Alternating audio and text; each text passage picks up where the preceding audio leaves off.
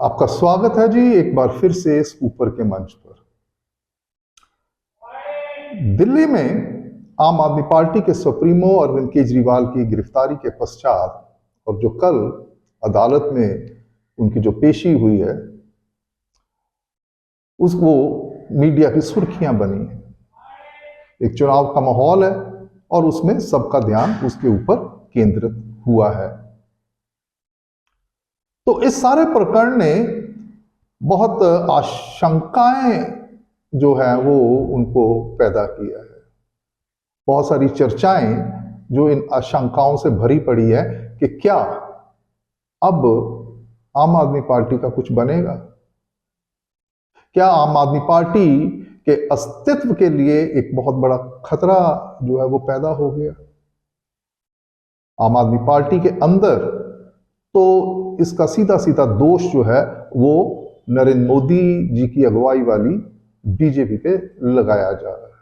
बड़ी सहज सी बात है, एक राजनीतिक प्रतिद्वंदी दूसरे के जो विरुद्ध है ऐसे दोष लगाएगा ही लगाएगा। वो दोष कितने सही है कितने गलत है और इसका निर्णय जो है वो दरअसल हकीकतन लोगों की अदालत में होता है और वो अदालत लगती है जब चुनाव होता है, जब वोट पड़ती है। तो ये जो नतीजा है जनता की अदालत का, ये तो हमें 4 जून को पता चलेगा। लेकिन उससे पहले एक ऐसा सवाल है जो मेरी दृष्टि में ये जो चुनाव है इनके जो नतीजे आएंगे उससे भी आगे का सवाल है, और वो है बीजेपी की आम आदमी पार्टी के विरुद्ध जो एक रणनीति है जिसका निशाना सिर्फ और सिर्फ 2024 का लोकसभा का चुनाव नहीं है। उनकी ये रणनीति का निशाना है 2025, अगले साल जो दिल्ली में विधानसभा का चुनाव होने जा रहा है। 2 बार 2015 और 2020 में बीजेपी बावजूद इसके कि वो सारी की 7 सीटें लोकसभा की दिल्ली से जीतती रही हैं पिछले लोकसभा चुनाव में, लेकिन ये 2 जो असेंबली के चुनाव हुए उसमें उसको एक बड़ी भारी जो हार का सामना करना पड़ा है। और बीजेपी चाहेगी कि दिल्ली में सत्ता उसके हाथ में आए। आम आदमी पार्टी का जो विस्तार है उसका आधार दिल्ली है। अगर दिल्ली में आम आदमी पार्टी आधारित ना होती तो उसे वो मीडिया लाइमलाइट नहीं मिलती, और जिसके बल पे उसने अपनी एक पूरी पैन इंडिया एक छवि बनाई है और जिसके चलते वो पंजाब में 2022 में एक प्रचंड बहुमत के साथ सत्ता में आई है। क्या था आधार, क्या था पंजाब में कि दिल्ली में एक ऐसा एक प्रशासनिक एक गवर्नेंस का शासन का एक ऐसा मॉडल है जो आज तक किसी पार्टी ने सत्ता में आने के बाद उसको लागू नहीं किया है। वो शिक्षा हो, सेहत हो, जो मूलभूत जो अपेक्षाएं हैं, जो जरूरतें हैं जनमानस की, उनके ऊपर आधारित मॉडल है। लेकिन अब इसको रोकना बहुत जरूरी है। जिस गति से आम आदमी पार्टी आगे बढ़ी है 10 साल के अंदर अंदर वो राष्ट्रीय पार्टी बन गई, और यहां तक कि दिल्ली से 1000 किलोमीटर से भी ज्यादा दूरी पे स्थित गुजरात में भी उन्होंने 2022 में अपनी एक मौजूदगी जो वो जता दी है। लेकिन ये होगा कैसे?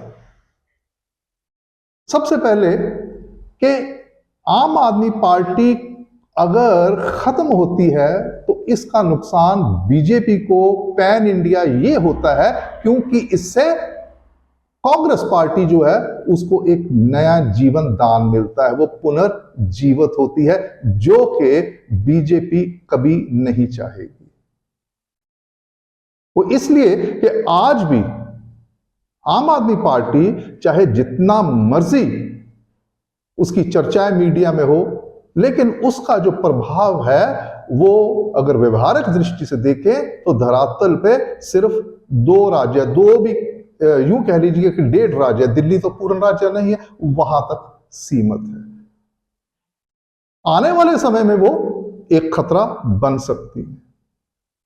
लेकिन फिलहाल कांग्रेस पार्टी जो मुख्य प्रतिद्वंदी, और उसके साथ ये देखिए कि आम आदमी पार्टी ही वो पार्टी है जिसने कांग्रेस को अभी तक, जब से 2013 से लेकर जब से इसने चुनावी पार्टी बनी और चुनावी क्षेत्र में वो आए हैं, तो सबसे बड़ा और पहला नुकसान उन्होंने कांग्रेस पार्टी का किया है।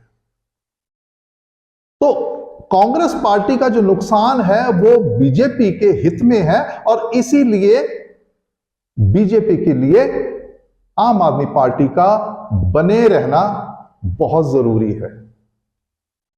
लेकिन दूसरी चुनौती यह है कि आम आदमी पार्टी बनी तो रहे, लेकिन वो इतनी ताकतवर ना हो, इतना उसका विस्तार ना हो कि वो बीजेपी के लिए कांग्रेस से भी बड़ा खतरा बन जाए आने वाले समय। यहां जो तरीका अपना रही है बीजेपी इस चीज को, इस विस्तार को रोकने के लिए, वो एक बड़ी दूर की राजनीति है।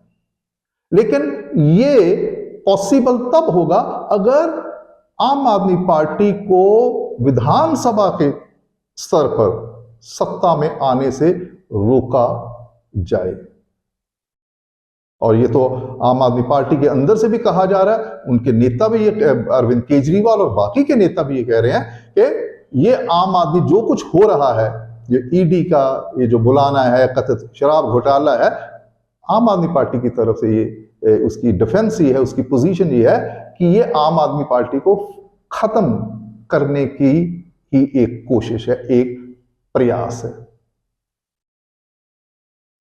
तो बीजेपी क्या करे कि आम आदमी पार्टी जो है वो कमजोर है। देखिए, आम आदमी पार्टी की सबसे बड़ी जो ताकत है जब से वो राजनीतिक नक्शे पे उभरी है, वो ये है कि ये एक अलग किस्म का नैरेटिव लेके आई। वो नैरेटिव का आधार उन्होंने बनाया है कि स्वच्छ और ईमानदार राजनीति। अरविंद केजरीवाल कहते थकते नहीं है कि हमारी पार्टी कट्टर ईमानदार पार्टी है। तो इस ईमानदारी को उन्होंने चुनावी राजनीति में कैश किया है, लोगों ने उन पर विश्वास किया है। ये जो कथित शराब घोटाला है, ये उस कट्टर ईमानदारी वाले नैरेटिव को पंक्चर करने का एक तरीका है और कारगर तरीका है। जो बातें सामने आ रही, मैं इसके कानूनी प्रकरण जो प्रक्रिया है उसमें नहीं जाऊंगा, वो दोहराने की बात नहीं है।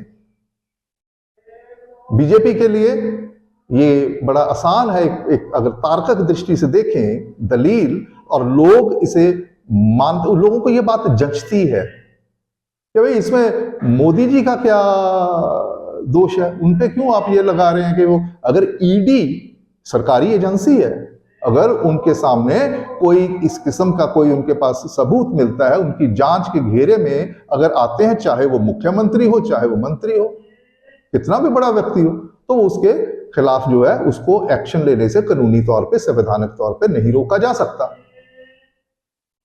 और इसलिए ईडी जो है वो इनके खिलाफ जांच कर रही है। और बीजेपी की अगर हम स्टैंड पॉइंट से देखें तो लोगों को भी ये बात तर्क के आधार पर उनको ठीक लगता है कि भाई देखिए, अगर ये सब कुछ गलत कर रही है ईडी, तो इतनी देर से अदालतें हैं, अदालतों पे तो हम आम आदमी पार्टी ये दोष नहीं लगा रही है ना कि वो भी बीजेपी के हक में, पक्ष में खड़ी है, और ऐसा कह भी नहीं सकते, क्योंकि पिछले समय में बहुत से ऐसे फैसले जो आए हैं उच्चतम न्यायालय से भी और नीचे से भी कि भाई ये वो बीजेपी के खिलाफ जाते हैं। उसके चलते लोगों में एक बात ये जा चुकी है कि भाई ये कहना ठीक नहीं है तो उससे बीजेपी की इस रणनीति को कि ये आम आदमी पार्टी अरविंद केजरीवाल जो भ्रष्टाचार के खिलाफ स्वच्छ राजनीति और कट्टर ईमानदार राजनीति को लेकर आए थे, वो जो इमेज है, वो छवि है, कहीं ना कहीं उसमें सेंध लग रही है, ऐसा नहीं है। और दूसरा, अरविंद केजरीवाल जी ने खुद भी अपना केस काफी हद तक खराब कर लिया है। जो इतने सम्मन आए उनको, जब उन्होंने उन सम्मन को माना नहीं, उससे कतरा गए, अवॉइड किया, तो एक सवाल लोगों के जनमानस के में एक पैदा होना बहुत ही स्वाभाविक है कि भाई कुछ ना कुछ तो दाल में काला है जो ये ऐसा कर रहे हैं। मेरा व्यक्तिगत तौर पे ये मानना है कि अगर पहले ही सम्मन केजरीवाल पेश हो जाते ईडी को और ईडी इनको गिरफ्तार भी कर लेती तो स्थिति बहुत अलग होती, वो हीरो बनते। लेकिन अब भी हम कुछ देख रहे हैं, कुछ सर्वे आए हैं कि जी 52% लोगों की सहानुभूति है कि अरविंद केजरीवाल की गिरफ्तारी हुई है, लेकिन ये सहानुभूति, ये सर्वे ऊपर नीचे होते रहते हैं। अगर ये सहानुभूति भी है तो भी मुझे ऐसा लग रहा है कि बीजेपी के लिए कुछ ज्यादा चिंता का विषय नहीं है। वो इसलिए अगर हम इसको इस तरीके से ले कि 2024 के चुनाव में इसका जो लाभ है इस पूरे प्रकरण का, वो अरविंद केजरीवाल और उसकी पार्टी को मिलेगा। वो इसलिए क्योंकि अरविंद केजरीवाल की जो पार्टी है उसको तो लोगों ने विधानसभा में इतनी प्रचंड बहुमत दी है, और वही वोटर लोकसभा के चुनाव में बिल्कुल ही मलिया मेट कर देते हैं इनका। अगर हम पिछले चुनावों को वोट शेयर को ही लें तो कुल मिला के जितना वोट शेयर बीजेपी का है ये 50% से ऊपर है, और कांग्रेस और आम आदमी पार्टी को अगर मिला लें तो उनका नजदीक भी नहीं जाता। तो बीजेपी बहुत सेफ है अगर पिछले वोट शेयर के हवाले से हम इसका आकलन करें तो। बीजेपी को कोई चिंता नहीं है।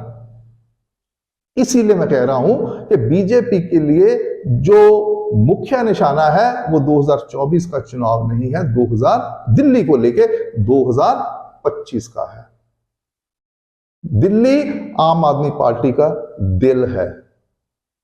उसको जो ख्याति मिली है, उसकी जो चर्चा हुई है ना सिर्फ भारत बल्कि विश्व भर में, वो इसलिए क्योंकि वो दिल्ली में बैठे हैं। दिल्ली भारत की राजधानी है। पूरे का पूरा हमारा नेशनल मीडिया और इंटरनेशनल मीडिया वहां पे बैठा है। अगर कुछ भी होता है तो वो चर्चा का विषय बनता है, और इस बात को अरविंद केजरीवाल बहुत ही चालाकी से और बहुत ही दिमाग से इसको इस्तेमाल कर रहे हैं। इसीलिए जो कोर्ट में उन्होंने कल दिया है ना जो भाषण, वो इस वजह से दिया। वकील के थ्रू भी बात कर सकते थे, लेकिन खुद उनको पता है कि ऐसा करने से एक खबर बनेगी, बड़ी खबर बनेगी। तो कहने का मेरा मतलब है कि अरविंद केजरीवाल मीडिया को कैसे इस्तेमाल करना है।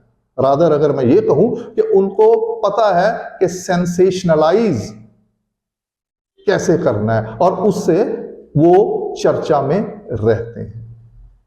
तो बीजेपी उनको ये एडवांटेज जो है उनका मीडिया में रहने का, दिल्ली में सत्ता में काबिज होने के आधार पर जो उनको ये बेनिफिट एडवांटेज है आम आदमी पार्टी को, उस एडवांटेज को वो खत्म करना चाहते हैं। और दूसरा उनकी छवि को, और उनको पता है कि जो कांग्रेस और आम आदमी पार्टी है उनका ये जो गठबंधन है ये वक्ती गठबंधन है, ये ज्यादा दूर नहीं चलेगा। इनहेरेंटली दोनों पार्टियों के राजनीतिक जो हित है उसका टकराव इतना बड़ा है कि वो ज्यादा देर तक इकट्ठा रह ही नहीं सकते। अगर वो आज इकट्ठा हुए हैं तो ये उनकी एक राजनीतिक मजबूरी है, या एक तरीके से हम ये कह लें कि उन दोनों के ऊपर एक अस्तित्व उनका जो है उसका एक खतरा है जो उनके सर पे मंडरा रहा है, जिसने मजबूर किया है कि they should be together in Delhi. अगर ये राजनीतिक हितों वाला मसला ना होता, अगर ये इनकी केमिस्ट्री जो है वो एक होती, अगर ये दोनों पार्टियां एक ही पेज पे होती, आइडियोलॉजिकली, इमोशनली, अदरवाइज, तो ये पंजाब में भी गठबंधन करते। पंजाब में क्यों नहीं किया आम आदमी पार्टी और कांग्रेस? क्योंकि यहां पे मुख्य रूप से इनका आपस का राजनीतिक हितों का टकराव है। कांग्रेस को पता है इस बात का। मैं आपको एक बात याद दिलाना चाहूंगा, गुजरात का इलेक्शन मैंने कवर किया था, तो राहुल गांधी वहां उन्होंने एक बात कही थी कि अगर आम आदमी पार्टी गुजरात में ना होती तो हमें फायदा होता। इस तरह की उन्होंने बात की थी कि हमारी सीटें जो, आम आदमी पार्टी ने तो गुजरात में बिल्कुल ही इनका मलिया मेट कर दिया। वहां पे बीजेपी को नहीं कांग्रेस दोषी ठहरा सकती। वो कहती है कि आम आदमी पार्टी को 13% वोट शेयर लिया आम आदमी पार्टी ने वहां पे, और कांग्रेस 77 से 17 सीटों पे आ गई। तो इसलिए दोनों पार्टियों, क्योंकि इनका आपस में टकराव है और बीजेपी चाहेगी कि ये टकराव बना रहे, और ये टकराव तब बनेगा ज्यादा जब आम आदमी पार्टी जो है वो कमजोर नहीं होगी, इतनी कमजोर नहीं होगी कि वो कांग्रेस पार्टी के लिए खतरा ना बने। और कांग्रेस पार्टी के लिए खतरा बनी रहनी चाहिए। इसीलिए मोदी जी चाहेंगे कि आम आदमी पार्टी खत्म ना हो, आम आदमी पार्टी इतनी ताकतवर हो कि वो कांग्रेस को चुनौती दे सके और दोनों के आपस के टकराव में बीजेपी को फायदा हो सके। देखिए, अगर आम आदमी पार्टी ताकतवर रहती है एक हद तक, उस हद तक जहां तक वो बीजेपी को सूट करती है, यानी कि आम आदमी पार्टी रहे तो सही लेकिन सत्ता में नहीं आए, बस इतनी के रहे, चुनाव तो लड़े लेकिन इतनी ताकतवर ना हो कि वो सत्ता पे काबज हो जाए। तो वहां पे बीजेपी के लिए आम आदमी पार्टी का एक हद तक ताकतवर रहना जरूरी है। ये उनकी स्ट्रेटजी, रणनीति का हिस्सा है। इसीलिए मेरा मानना है कि आम आदमी पार्टी को मोदी जी खत्म करना नहीं चाहेंगे, और इन दोनों पार्टियों के हितों के चलते टकराव जो जिसकी मैं बात कर रहा हूं कांग्रेस और आम आदमी पार्टी के, तो ये लाजमी है कि वोटों का एक डिवीजन बना रहे। आम आदमी पार्टी आती है, लड़ती है, दमखम से लड़ती है, अच्छा वोट शेयर लेती है, तो क्या होगा, वोट का डिवीजन होगा, क्योंकि आखिरकार तो इन्होंने टूटना है। ये मुझे ऐसा लगता है कि ज्यादा लंबा ये अलायंस इंडिया वाला जो नहीं खींचेगा, और खास करके आम आदमी पार्टी और कांग्रेस का अलायंस ये लंबा नहीं खींचेगा। ये इसकी उम्र सिर्फ 2024 के लोकसभा चुनाव तक है।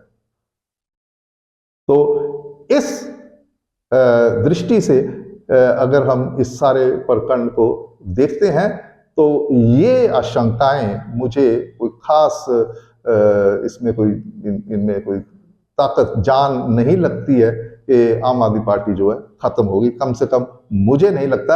आप मेरी इस बात से सहमत हैं या असहमत है, उसके लिए आप इस वीडियो को पूरा देखें और इसको लाइक भी करें, शेयर करें और सब्सक्राइब भी करें। अगले वीडियो तक हमारा इंतजार करें।